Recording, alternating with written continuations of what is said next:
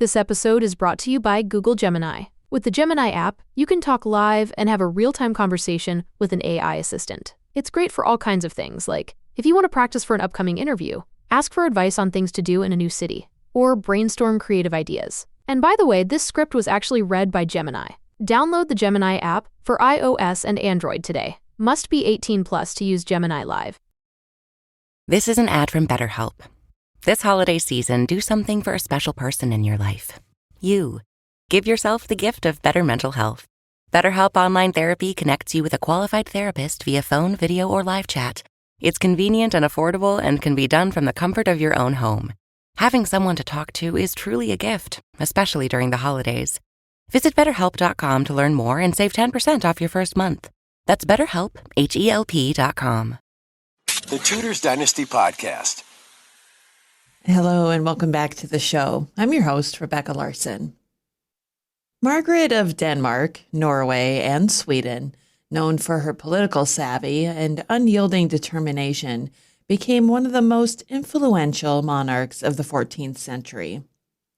Born into a period of turmoil and division, she navigated a complex web of alliances, territorial claims, and shifting loyalties to unite the three Scandinavian kingdoms through the Kalmar Union of 1397. This union, which lasted for centuries, set the stage for a united North, yet was shaped by Margaret's ability to balance diplomacy, strategy, and personal loss. Her reign, marked by astute decisions and a deep understanding of the shifting tides of power, helped transform the fragmented Scandinavian region into a more cohesive political entity. Born in 1335, Margaret would become a remarkable figure in history as Queen of Denmark, Norway, and Sweden, uniting the three nations under the Kalmar Union of 1397. This union remained intact until 1523, when Sweden broke away, leaving Denmark and Norway united until 1814.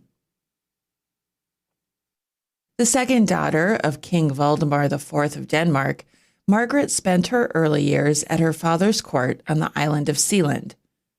At just 6 years old, she became betrothed to King Håkon, the Sixth of Norway. This strategic alliance aimed to counter the claims of the Dukes of Mecklenburg to the Scandinavian thrones and to undermine the influence of certain aristocratic factions. However, the arrangement faced challenges when the long-standing conflict between Margaret's father and King Magnus of Sweden reignited in 1360. Magnus, weakened by military defeats and resistance from his own nobility, was forced to suspend hostilities by 1363.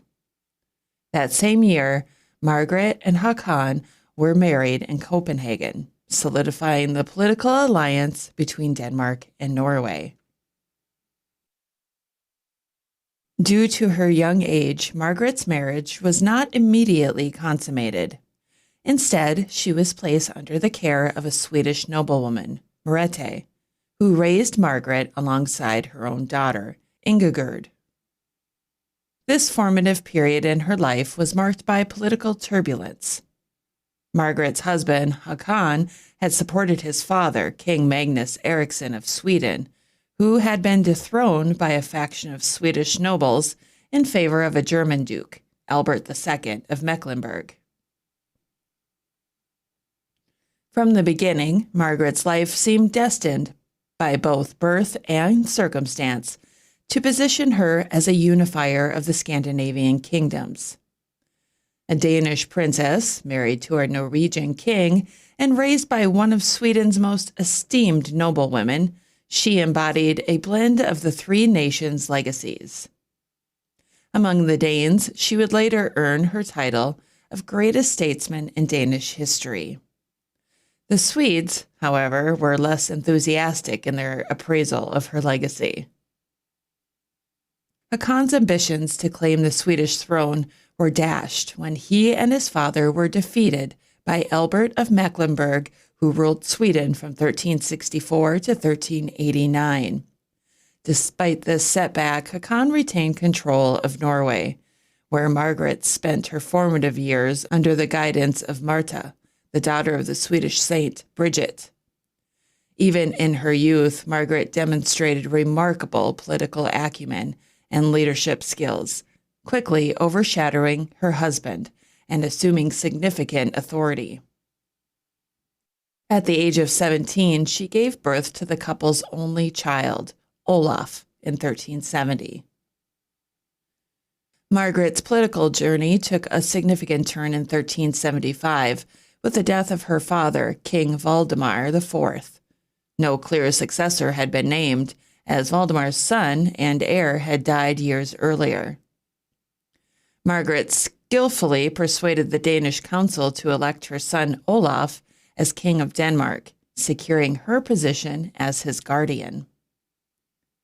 When her husband Håkon passed away in 1380, 10-year-old Olaf inherited his father's Norwegian throne as well. With two crowns united under her son, Margaret was poised to confront the political Hanseatic League, which dominated Baltic trade and controlled valuable territories across Scandinavia. Margaret set her sights on reclaiming the lucrative southwestern Swedish possessions, including key castle strongholds that controlled access to the Baltic Sea. These territories, mortgaged by her father for 15 years, were due for repossession in 1385. However, the Hanseatic merchants refused to relinquish either the properties or the castles. In response, Margaret orchestrated a diplomatic and strategic offensive. Olaf sent a stern letter expressing his royal indignation and warning of severe consequences, while Margaret wrote to the merchants, offering to mediate if they complied with her son's demands. Meanwhile, pirate raids on Hanseatic ships in the Baltic intensified, creating chaos.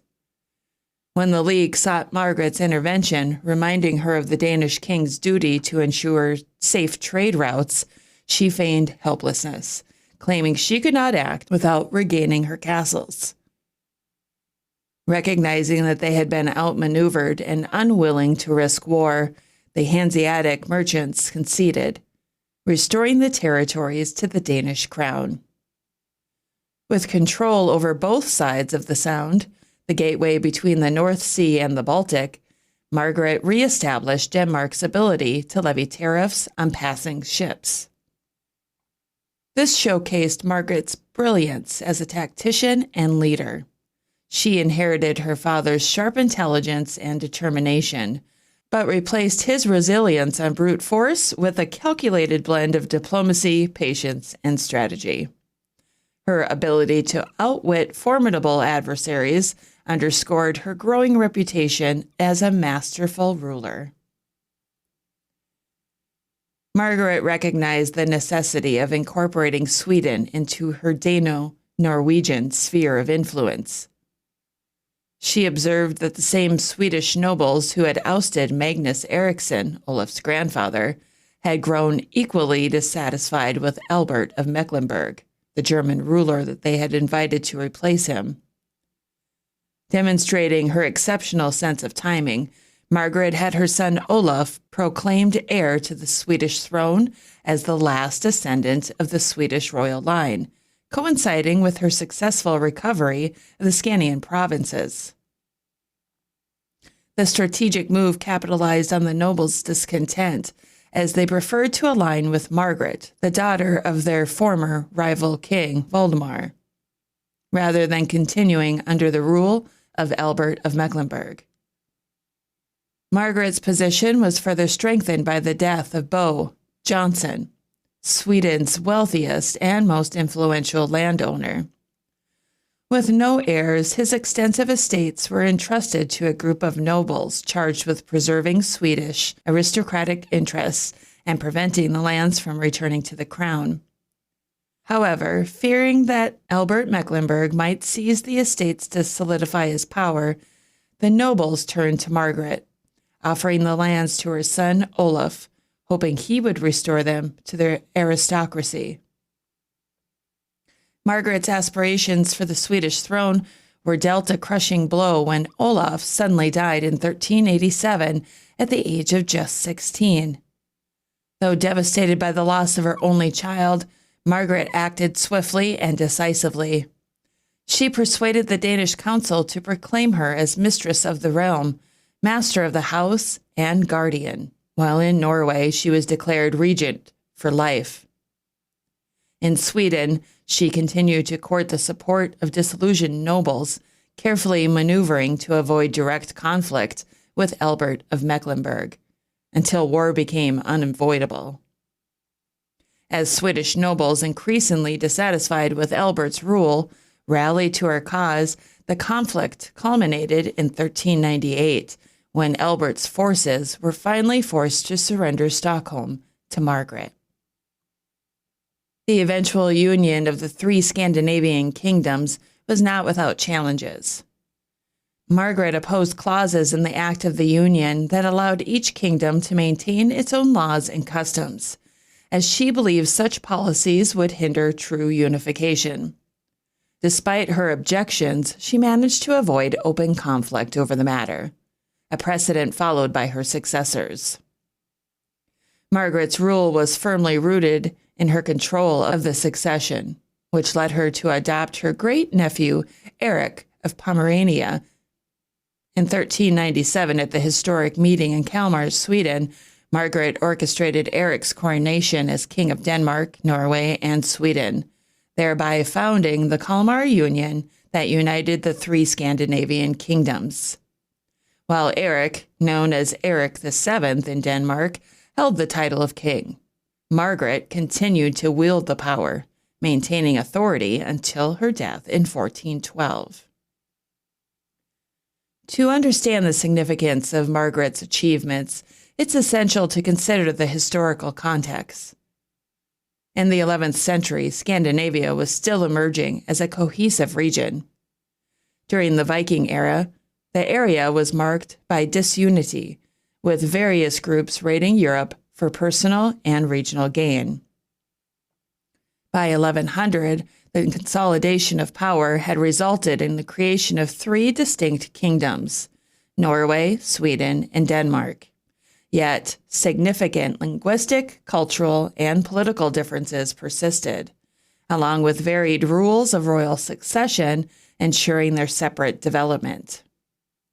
Iceland was the only northern realm without a king, though it came under Norwegian jurisdiction in the mid-13th century. Even the earlier unifying efforts of King Canute the Great, who ruled Norway, Denmark, and England in the 11th century, did not prevent the kingdoms from remaining politically distinct until the 14th century. Margaret's efforts to unify these realms under the Kalmar Union marked a pivotal moment in Scandinavian history, showcasing her political acumen and steadfast vision. Her leadership reshaped the political landscape of Northern Europe and cemented her legacy as one of the most influential rulers of her era. Margaret passed away unexpectedly on the 28th of October, 1412, aboard her ship in Flensburg Harbor. Before her death, Margaret bequeathed property to the cathedral, stipulating that masses be held regularly for the repose of her soul.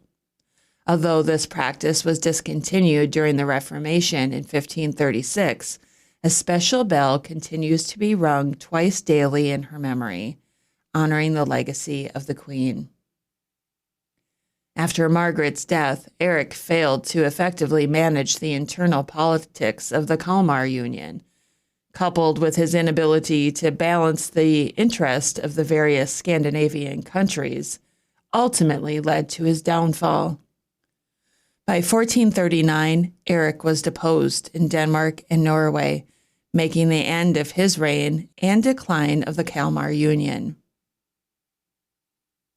Margaret's remarkable journey from the daughter of King Valdemar IV of Denmark to the unifier of the Scandinavian realms illustrates her exceptional skill in both governance and diplomacy. Her leadership ensured the survival and eventual prosperity of the Kalmar Union, despite the challenges of political fragmentation and internal strife. By securing her son Olaf's succession and later asserting her own regency, Margaret laid the groundwork for a unified Scandinavia that would persist for centuries, albeit with tensions that would eventually lead to the dissolution of the Union in the 16th century. Margaret's legacy as a shrewd and resolute ruler remains one of the most significant in Scandinavian history, a testament to her ability to unite realms under her strong, guiding hand. Thank you so much for listening to another episode of the Tudors Dynasty podcast. We have new interview episodes out every Tuesday and Thursday, and on Sundays, we pick one or sometimes two figures from history to focus on. If you enjoy this show and you'd like early access or even commercial-free episodes, please consider becoming a patron on Patreon. Just head over to patreon.com/tutorsdynasty, and you can find a link in the show notes as well. Thank you so much for listening. I'm Rebecca Larson. Until next time. The Tudors Dynasty Podcast.